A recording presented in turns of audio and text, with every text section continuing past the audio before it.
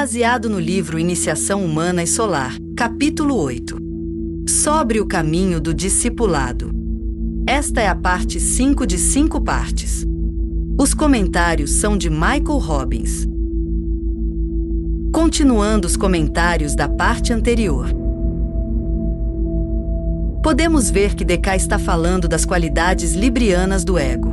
O ego, sabemos, mantém um equilíbrio dinâmico entre a personalidade e o espírito, pois, como veículo periódico, situa-se a meio caminho entre os dois. Daí a sua relação com a qualidade do equilíbrio e o signo de Libra, pois Libra é também o ponto médio dentro do seu contexto mais amplo, o zodíaco. Uma atitude verdadeiramente equilibrada em relação aos 3 mundos só ocorrerá no indivíduo centrado na alma. O verdadeiro ego é realmente a tríade espiritual, curiosamente governada por Libra. O símbolo da tríade espiritual é o triângulo, e o glifo astrológico de Libra também pode ser visto como um triângulo. Também nos é dito que a calma reina por causa dos poderes aplicados da vontade do conhecedor divino, o ego. O ego como conhecedor é também o governante da personalidade e de seus 3 veículos. A perturbação inibe a expressão da luz, do amor e do poder da alma. Quando o ego está verdadeiramente no controle, tal perturbação não é permitida. Todos nós podemos perguntar a respeito das nossas próprias vidas. Quem ou o que está no controle? A última elaboração deste parágrafo diz respeito à bem-aventurança e foi escrita a partir da perspectiva do espírito bem-aventurado, desapegado dos 3 mundos, do tempo e do espaço, e de todos os encantos e ilusões geradas nos planos inferiores. Descartes está nos dizendo que, eventualmente, todos nós experimentaremos, mesmo aqui, enquanto estamos atentos à vida dos planos inferiores, aquela bem-aventurança que é uma qualidade primordial do espírito. É claro que apenas o verdadeiro iniciado experimenta a bem-aventurança como um estado normal de consciência. Nesse ponto, a experiência dentro desses 3 mundos está quase consumada. As palavras do mestre Descartes são simplesmente lindas e cheias de sabedoria. Tudo dentro dos mundos inferiores é visto como se não fosse nada. Todas as ilusões foram transmutadas em sabedoria e a consciência humana, agora não mais estritamente humana, realiza a maravilha de eu sou isso que é a base da bem-aventurança. Um dia todos ficaremos desiludidos de uma forma positiva. Estaremos livres do nosso encapsulamento dentro daquilo que esconde o real. Nosso caminho para esta libertação final para a humanidade, pelo menos, é através do cultivo da consciência da alma. Neste parágrafo inteiro, estamos sendo solicitados a centralizar nossa consciência no ego ou eu superior. Quando essa centralização se tornar possível, olharemos para a vida com o olho único, não mais desnorteados por um dualismo ilusório. Tecnicamente, eu sou isso refere-se à consciência da alma e eu sou o que sou a consciência do espírito. Mas é evidente que o mestre Descartes está aqui discutindo as realizações espirituais, e não se limita apenas àquilo que pode ser percebido a partir dos 3 níveis superiores do plano mental onde a alma, envolta no corpo causal, tem a sua residência. Voltando ao texto. Tal atitude e experiência são para todos aqueles que persistem em seu elevado esforço, que consideram todas as coisas como nada se puderem atingir a meta, e que seguem um curso constante através das circunstâncias, mantendo os olhos fixos na visão à frente, os ouvidos atentos à voz do Deus interior, que ressoa no silêncio do coração, os pés firmemente colocados no caminho que conduz ao portal da iniciação, as mãos estendidas para ajudar o mundo e toda a vida subordinada ao chamado do serviço. Então, tudo que acontece é para melhor. Doença, oportunidade, sucesso e decepção, as zombarias e maquinações dos inimigos, a falta de compreensão por parte daqueles que amamos. Tudo serve apenas para ser usado, e tudo existe apenas para ser transmutado. A continuidade da visão, da aspiração e do toque interior é considerada mais importante do que todas elas. Essa continuidade é o que se deve almejar, apesar e não por causa das circunstâncias. Comentário. Este parágrafo não é nada senão inspirador. Grande sabedoria fala através das palavras do mestre e grande encorajamento.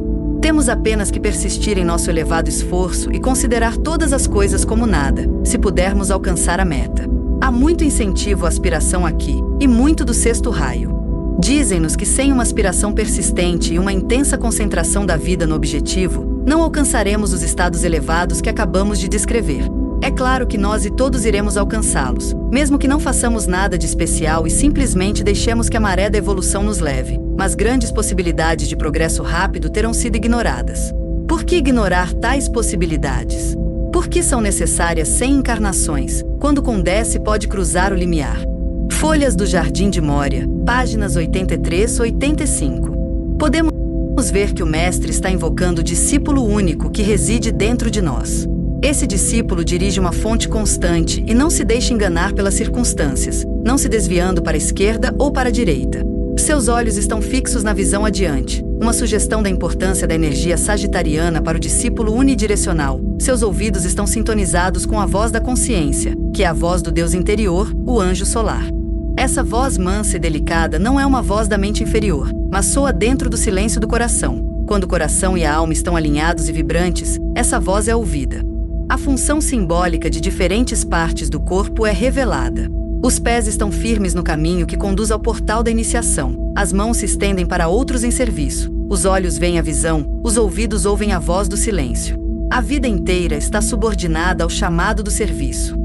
Uma bela seção das regras do caminho descreve a abordagem adequada do discípulo em termos semelhantes. Ó peregrino, ao caminhar pela estrada, deve ter o ouvido aberto, a mão generosa, a língua silenciosa, o coração castigado, a voz dourada, o pé rápido e o olho aberto que vê a luz.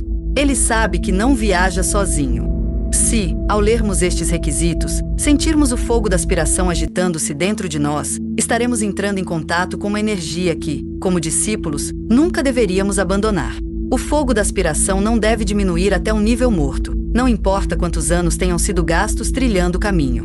A atitude correta é que tudo o que vem é para o melhor. DK conta tudo o que um discípulo certamente encontrará. Claro, pode-se dizer que ele fala por experiência própria. Estes são os impedimentos habituais na vida humana média. Essas são as coisas que atrapalham nossos planos e geralmente são vistas como as causas da infelicidade. Mas nenhum deles, por mais terríveis que sejam às vezes, pode distrair o discípulo de seu grande empreendimento espiritual. Não reagimos a eles. Em vez disso, nós os usamos. Tudo existe apenas para ser usado, e tudo existe apenas para ser transmutado. Ao contemplar estas palavras, pode-se sentir o aumento da alegria. A certeza da alma ressoa através deles. DK pede-nos que alcancemos a continuidade da visão, da aspiração e do toque interior. Estas qualidades são o que importa, e não os impedimentos habituais e as frustrações associadas que surgem inevitavelmente do mundo da forma. Devemos, como discípulos, praticar a invencibilidade que alcançaremos como iniciados. Nada pode conquistar o espírito. Isso saberemos como um grande fato. A vida do aspirante é cheia de intermitências. A vida do discípulo distingue-se pela continuidade. DK nos diz as abordagens que devem ser continuamente demonstradas. O resto depende da gente. Voltando ao texto. À medida que o aspirante progride, ele não apenas equilibra os pares de opostos, mas também tem o segredo do coração de seu irmão revelado a ele. Ele se torna uma força reconhecida no mundo e é reconhecido como alguém em quem se pode confiar para servir. Os homens recorrem a ele em busca de assistência e ajuda ao longo de sua linha reconhecida, e ele começa a soar sua nota para ser ouvido nas fileiras divais e humanas. Isto ele faz, nesta fase, através da caneta na literatura, através da palavra falada nas palestras e no ensino, através da música, da pintura e da arte. Ele atinge o coração dos homens de uma forma ou de outra e se torna um ajudante e servidor de sua raça. Comentário. O aspirante que buscou o progresso tornou-se o discípulo. Observe que o mestre DK usa a palavra aspirante embora esteja discutindo o caminho do discipulado. Como afirmado anteriormente, há muita sobreposição nestes termos que são descritivos das várias fases do grande caminho único. O discípulo está se elevando acima da guerra dos pares de opostos e compreendendo esses opostos como metades necessárias de um grande todo.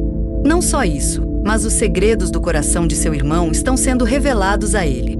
Como ele abordará esta grande revelação, pois ela traz uma tremenda responsabilidade. A resposta deve ser sempre com inofensividade, uma grande força redentora. A inofensividade parece tão passiva, mas uma inofensividade ativa sempre traz o bem do mal, a unidade da fragmentação e o triunfo do desespero e da derrota. A inocuidade é a verdadeira atitude da alma em seu próprio plano. DK fala da força crescente do discípulo. À medida que sua força e magnetismo crescem, as pessoas olham para ele como uma fonte confiável de ajuda. Ele se torna conhecido pelo serviço que pode prestar em sua linha particular. Ele começa a soar sua nota, ouvida não apenas por seus semelhantes, mas também pelas fileiras dos devas. A sonoridade da nota emerge da qualidade da vida vivida.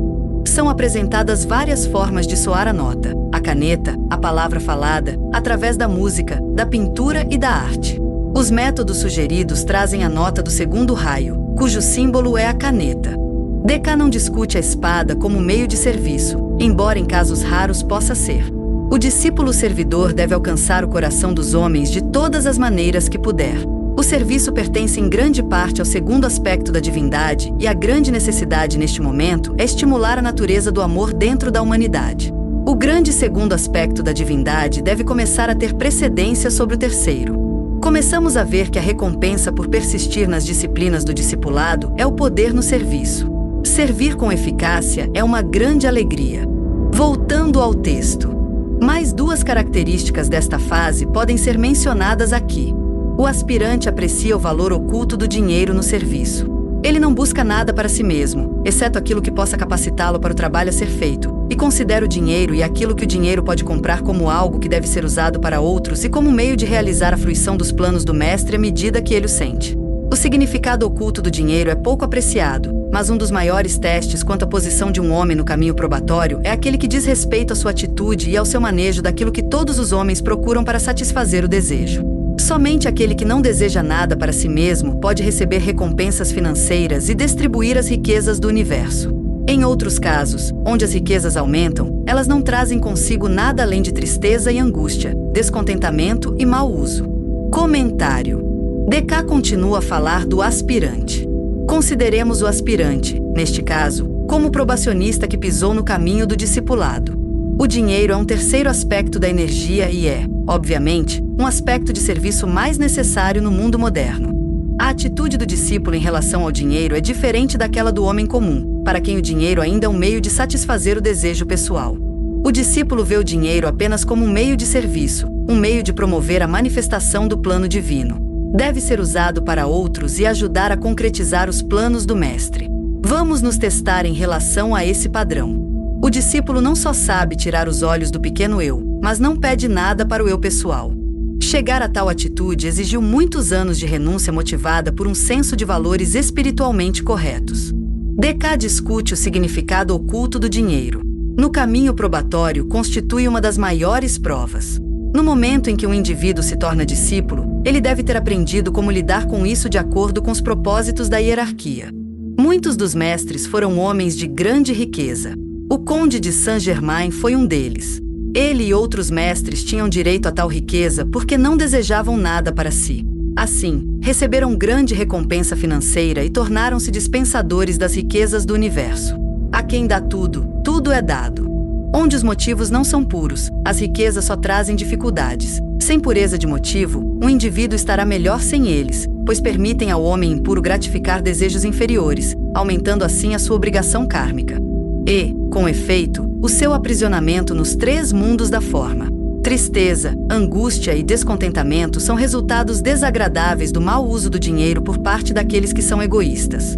O aspirante e o discípulo estão aprendendo a combinar o segundo e o terceiro aspectos da divindade. Usar o dinheiro com amor para fins de serviço é uma das melhores maneiras de combinar esses aspectos. Voltando ao texto. Neste estágio, também a vida do aspirante se torna um instrumento de destruição no sentido oculto do termo. Onde quer que ele vá, a força que flui através dele dos planos superiores e de seu próprio Deus interior produz, às vezes, resultados peculiares em seu ambiente. Atua como um estimulador tanto do bem quanto do mal. Os pitres lunares, ou pequenas vidas que formam os corpos de seu irmão e de seu próprio corpo, são igualmente estimulados, sua atividade aumentada e seu poder grandemente agravado. Este fato é usado por aqueles que trabalham no lado interno para alcançar certos fins desejados. Isto é também o que muitas vezes causa a queda temporária de almas avançadas. Eles não suportam a força que se derrama sobre eles, e através da superestimulação temporária de seus centros e veículos, eles se despedaçam. Isso pode ser visto trabalhando em grupos e também individualmente. Mas, inversamente, se os senhores lunares, ou as vidas do eu inferior, foram anteriormente subjugados e colocados sob controle, então o efeito da força e da energia contatadas é estimular a resposta da consciência física do cérebro e dos centros da cabeça aos movimentos egóicos. Então a força de outra forma destrutiva torna-se um fator para o bem e um estímulo útil, e pode ser usada por aqueles que sabem como, para levar os homens a uma maior iluminação. Comentário. No caminho do ocultismo, o aspirante ou discípulo se depara com perigos insuspeitados. Novas forças estão fluindo através dele e produzindo resultados inesperados. tanto dentro de sua própria natureza quanto em seu ambiente. Ao cuidar de seu próprio autotreinamento, ele se acostuma ao estímulo de respostas boas e más dentro de sua própria natureza quando é impactado por energias espirituais. Ele logo descobre que o mesmo acontece em seu ambiente. Nas suas tentativas de fazer o que é bom, ele pode involuntariamente provocar o mal. A perfeição atrai a imperfeição para a superfície. Estamos enfrentando nesta discussão o problema da superestimulação e suas consequências imprevisíveis. Quando os pitres lunares dentro de si ou de seu irmão são indevidamente estimulados, seu poder pode ser grandemente, embora temporariamente, fortalecido, e a pessoa estimulada terá uma batalha em suas mãos. Contudo, a ascensão do mal à superfície é útil porque mobiliza a força espiritual do homem, ajudando a superar, de uma vez por todas, a sua natureza inferior. Caso contrário, ele poderia não perceber que ainda tinha muito a conquistar. Mesmo as almas avançadas podem sucumbir temporariamente à superestimulação e cair, isto é, comportar-se de maneiras não guiadas pela alma e, assim, trazer descrédito sobre si mesmas e sobre todos os que estão associados a elas. O desvio de um padrão aceitável de comportamento é um resultado infeliz da incapacidade de assimilar corretamente a potência das energias espirituais descendentes. Pior ainda é a tendência de desmoronar. Por outras palavras, instala-se a desintegração e perde-se grande parte da integração anteriormente alcançada. O superestimulado fica incapacitado e seu serviço é temporariamente interrompido enquanto ele se recompõe. Sempre existe o perigo de brincar com fogo. As energias dos planos superiores são fogos e não se pode tratá-las como se fossem fáceis de controlar. Muitas surpresas desagradáveis podem aguardar o estudante excessivamente ansioso e ambiciosamente imprudente. É interessante e importante notar que tais problemas podem atacar não apenas indivíduos, mas também grupos. Os veículos inferiores de ambos devem ser governados pelo conhecedor interno e governante, ou o conhecedor do grupo e a regra do grupo, isto é, a alma do grupo. Quando aparecem sinais de superestimulação, essa governança está ameaçada. Vigilância é obrigatório. A alternativa mais feliz também é discutida. Se houve subjugação correta das forças lunares antes da exposição às energias superiores, então a estimulação será do tipo certo e poderá ser usada para vitalizar e capacitar os veículos inferiores e seus chakras. A personalidade aumenta tanto em potência quanto em utilidade espiritual. Os centros coronários respondem mais plenamente ao contato egóico e o homem inferior torna-se um verdadeiro instrumento para a alma. Quando ocorre tal estimulação benéfica, o mestre, e aqueles que sabem como, pode conduzir o estimulado a uma iluminação maior. A sugestão é que devemos fazer nosso trabalho purificatório no caminho da provação antes de podermos ser expostos com segurança aos estímulos que encontraremos nos caminhos do discipulado e da iniciação. Caso contrário, estaremos cortejando problemas e até desastres. O princípio, então, é: a pureza precede o poder. Voltando ao texto. Todas essas etapas têm que funcionar em todos os 3 planos inferiores e nos 3 corpos, e isso eles fazem de acordo com o raio e sub-raio específicos. Desta forma, o trabalho do discípulo é levado adiante, e seu teste e treinamento são realizados. Assim ele é levado, através da direção correta da energia e da manipulação sábia das correntes de força, ao portal da iniciação, e ele se forma do salão do aprendizado para o salão da sabedoria, aquele salão onde ele gradualmente se torna consciente das forças e poderes latente em seu próprio ego e grupo egóico, onde a força do grupo egóico é sua para uso, pois agora pode-se confiar que ele a exercerá apenas para ajudar a humanidade, e onde, após a 4ª iniciação, ele se torna um participante e pode confiar em alguma parte da energia do Logos planetário, e assim, ser capaz de levar adiante os planos desse Logos para a evolução. Comentário. O mestre que conduz o discípulo deve ter conhecimento da condição de seus 3 corpos inferiores e compreender a dinâmica de seu raio e sub-raio, e, realmente, a dinâmica de todos os seus raios e sub-raios, pois há muitos. O treinamento a ser ministrado é muito específico e é necessário um conhecimento oculto exato para levá-lo a bom termo. Não se pode aproximar-se do portal da iniciação a menos que almas mais avançadas nos planos internos o tenham submetido à direção correta da energia e à manipulação sábia das correntes de força. Mesmo que não tenhamos consciência disso, somos beneficamente cultivados a partir do lado interior por aqueles que entendem a aplicação oculta de energias e forças. Aprendemos novamente que a graduação da sala do aprendizado para a sala da sabedoria ocorre na primeira iniciação, pois essa é a iniciação aqui discutida. A sala da sabedoria, entretanto, é povoada por iniciados de muitos graus, até mesmo iniciados do 4º e 5º graus, pois um iniciado do 5º grau é chamado de mestre da sabedoria. O discípulo iniciado avança na compreensão e no uso da energia.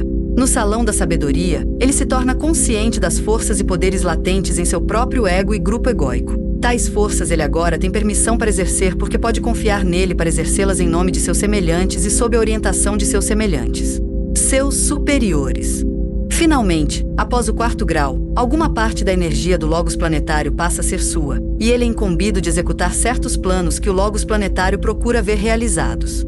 Todos esses avanços requerem uma correta compreensão e manipulação das energias e forças ocultas. A princípio, quando ele é relativamente ignorante, essas energias são exercidas em seu favor. Mais tarde, à medida que cresce em conhecimento e poder, ele próprio se torna o detentor dessas mesmas energias e forças. O ocultismo é uma ciência exata, não há nada de místico ou vago nisso. O verdadeiro iniciado está se tornando um cientista espiritual e também um mestre na arte de viver. Embora o livre-arbítrio sempre exista, há muito pouco no treinamento oculto de um iniciado que é deixado ao acaso. Voltando ao texto. Seria bom lembrar que os discípulos do 1º raio entendem o discipulado em grande parte em termos de energia, ou força, ou atividade, enquanto os discípulos do 2º raio entendem mais em termos de consciência ou iniciação. Daí a divergência de expressões de uso comum e a falta de compreensão entre os pensadores. Pode ser útil expressar a ideia de discipulado em termos de diferentes raios, ou seja, o discipulado tal como se manifesta no plano físico no serviço. 1º raio da força-energia, ação do ocultista de expansão de consciência. 2º raio do verdadeiro psíquico. 3º raio do mágico. 4º raio do artista. 5º raio da ciência do conhecimento, do cientista. 6º raio da devoção, abstração e idealismo, do devoto. 7º raio do ritualista. Comentário. Falando de energias e forças, o mestre Deca oferece-nos uma tabulação importante, enfatizando a diferença fundamental entre os tipos de 1º e 2º raios e dos seus tipos de raios associados. Aqueles que estão na linha dura entendem o discipulado em grande parte em termos de energia, ou força, ou atividade. Os discípulos da linha suave, 2º, 4º e 6º raios, entendem o discipulado mais em termos de consciência. Será que esta diferenciação fundamental nos ajuda a discriminar o tipo ao qual pertencemos principalmente? Essas diferenças são responsáveis por muitas divergências e casos de falta de compreensão entre vários tipos de pensadores. A tabulação dada concentra-se nas energias e forças exercidas por diferentes tipos de discípulos e recompensará muita contemplação. As categorias parecem passar do mais abstrato para o mais concreto. Sendo assim, se é questionado se, para o 1º raio, a categoria energia não deveria preceder força, pois a força é um exemplo mais concreto de energia. Contudo, não é inteiramente possível organizar as listas de maneira tão ordenada, e a ordem dos termos para alguns raios poderia ser debatida. Talvez este seja especialmente o caso na ordem dos termos do 6º e 7º raios. Alguns dos termos usados são bastante comuns e familiares. Outros podem parecer um tanto incomuns e ter um valor revelador insuspeitado. Cada sequência de 3 termos leva ao resultado final, o nome do tipo de discípulo que é afetado ou exerce essas diversas potências. Se memorizarmos os 7 tipos, estaremos muito avançados em nossa compreensão da aplicação dos 7 raios no serviço. Os tipos de vários raios podem se tornar o ocultista, mas o tipo do 1º raio é o mais proeminente. O 1º tipo de raio entra em contato com a energia e exerce forças em ação. Ele provoca grandes mudanças na forma, garantindo, através da força da lei, que ela esteja em conformidade com o padrão nos céus. Seu orientador irá reforçar essa conformidade. O tipo de 2º raio procura estar consciente de todas as coisas e cultiva a expansão da sua consciência para que possa incluir todas as coisas. Expansões progressivas de consciência são iniciações. Porque ele incluiu expansivamente todas as coisas e também permeou aquilo que incluiu, ele se sente mais sensivelmente de todos os tipos de raio. Ele se torna o verdadeiro sensível, o verdadeiro psíquico. O tipo de 3º raio é infundido com a energia de adaptação, que aplicada, leva ao desenvolvimento da forma matéria de uma maneira evolutiva, ou seja, sua inteligência provoca o desenvolvimento do propósito divino no tempo e no espaço. Curiosamente, ele é o verdadeiro mágico, um título normalmente reservado para o tipo de 7º raio. O ritualista do 7º raio é uma expressão mais concreta do mago do 3º. Embora o tipo de 7º raio possa ser justificadamente considerado mago, é realmente raro que o tipo de 3º raio se expresse como um ritualista. O mago tem o poder inteligente de manipular as formas de acordo com a natureza evolutiva do plano divino. O tipo de quarto raio é extremamente sensível à energia da vibração e cultiva uma capacidade de resposta sensível a essa energia, de tal forma que grandes gamas de vibrações podem ser expressas de maneira bela e harmoniosa. Ele é o verdadeiro artista, aquele que expressa a interação entre vibrações contrastantes, cores, em beleza e harmonia. O tipo de quinto raio é possuído pela energia da mentação, pela qual ele busca e adquire o conhecimento, levando assim a sua efetiva expressão na ciência. Seu tipo é o cientista, aquele que sabe, com certeza, e pode aplicar o que sabe em estrita conformidade com o plano divino. Notamos a diferença entre adaptação, terceiro raio, e mentação, quinto raio. O primeiro destes termos sugerindo ação inteligente e o segundo, a aplicação da mente para averiguar e aplicar conhecimento específico. O tipo do terceiro raio pode começar a manipular antes de ter certeza. O tipo de quinto raio insiste em saber primeiro, mas pode ter menos habilidade em manipulação e adaptação. O tipo de terceiro raio, estando no raio da inteligência criativa, tem mais criatividade na manipulação do conhecimento. Existem sobreposições entre estes dois raios e nenhum deles possui exclusivamente as províncias de adaptação ou mentação.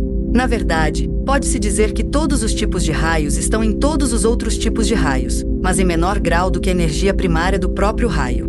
O tipo de sexto raio está associado à devoção, característica da monada. Quando essa energia é aplicada, causa uma abstração do mundo da forma, à medida que a vida procura acender a sua fonte atrativa.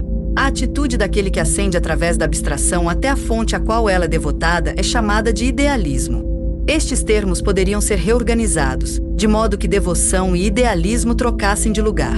Existem várias sobreposições entre esses dois termos. O tipo de discípulo iniciado produzido é denominado devoto. O devoto é aquele que idealiza um objeto de devoção e eleva-se através da abstração em direção à união com esse objeto. O tipo de raio final é o sétimo e sua energia primária, conforme dada aqui, é a do encantamento. Alguém poderia pensar que magia deveria preceder encantamento, que parece mais um método do que uma energia originadora. Por fim, a magia e o encantamento, a repetição mágica e rítmica de mantras e palavras de poder, são utilizados com bons resultados em ritual organizado no plano físico, ou talvez interno. Podemos ver o encantamento como um instrumento da vontade insistente. Alcança o resultado desejado através da repetição rítmica de acordo com o conhecimento preciso do som, da fala, da palavra e da música. A categoria magia, no entanto, parece-me incluir o método denominado encantamento.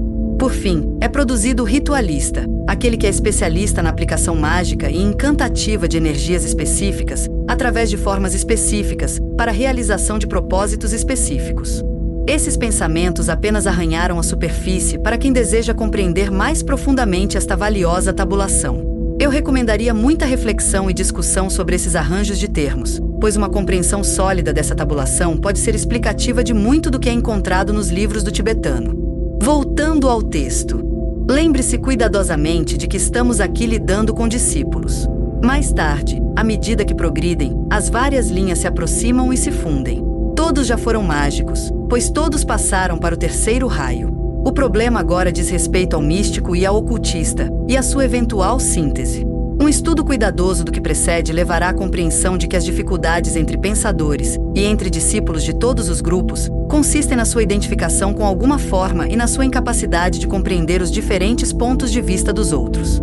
À medida que o tempo passa e eles são levados a um relacionamento mais próximo com os dois mestres com quem estão preocupados, seu próprio Deus interior e seu mestre pessoal, a incapacidade de cooperar e difundir seus interesses no bem do grupo desaparecerá.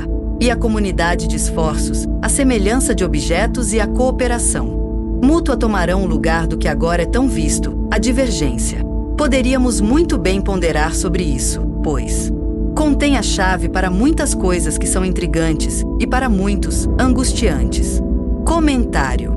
Deca nos lembra que esta tabulação se refere aos discípulos. Pode ser facilmente entendido como referindo-se também aos iniciados, dependendo do nível em que os termos são interpretados. As muitas diferenciações irão mais tarde aproximar-se, misturar-se e fundir-se. Iniciados muito elevados impunham todos os 7 raios e pode-se considerar que incluem dentro de si as realizações de todos os 7 tipos, embora a linha na qual eles evoluíram ainda possa ser a mais proeminente.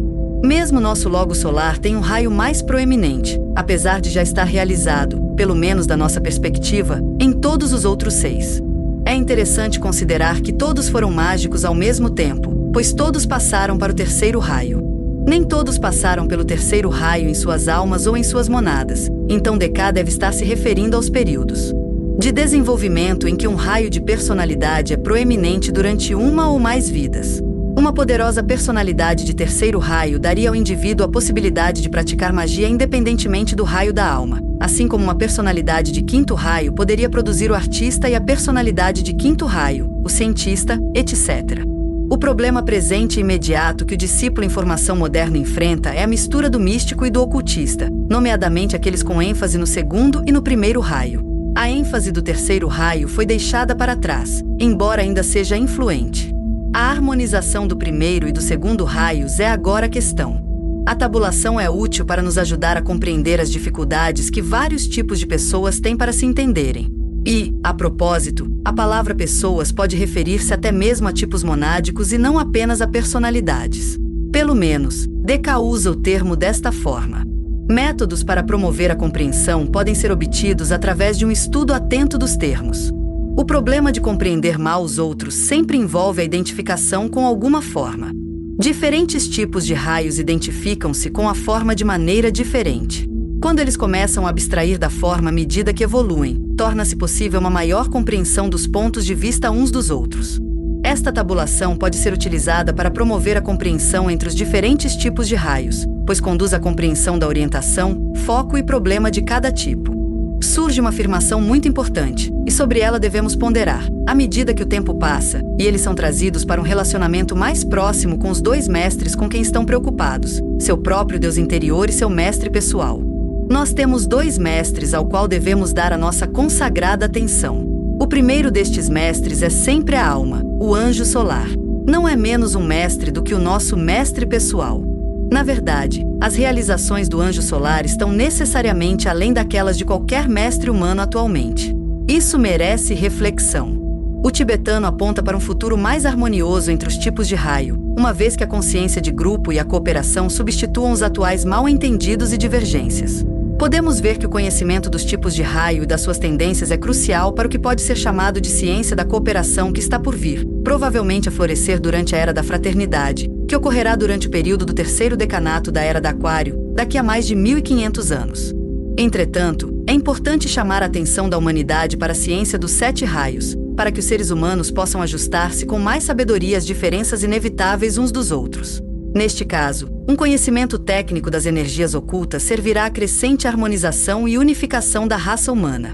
Na base da montanha ou da pirâmide, a diferença, a divergência e a diversidade podem ser vistas. À medida que se ascende, a divergência e a diversidade são reduzidas. No ponto de soma, o pico, a ponta da pedra angular, há uma mistura e fusão completa, uma unidade completa. Fim do capítulo 8.